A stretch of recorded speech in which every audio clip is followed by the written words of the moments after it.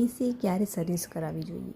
તો બધાનું તો ખબર નહીં, પણ મારું પર્સનલી કેવું છે કે જ્યારે આપણે એસી સર્વિસ કરાવીએ ને તો જ્યારે ઉનાળો સ્ટાર્ટ થાય, મીન્સ ફેબ્રુઆરી માર્ચ, ત્યારે કરાવો. અને પછી જ્યારે ઉનાળો પૂરો થવાનો હોય અને હવે આપણને એમ લાગે કે હવે એસી આપણે યુઝ નથી કરવાના, જેમ કે જૂન જુલાઈ વરસાદ પડે ત્યારથી, તો વરસાદ પડે ત્યારથી આપણે એસી સર્વિસ કરાવેલું, એટલે કેવું 6 મહિના આપણે સરસ એસીનું બરાબર કુલિંગ રહે.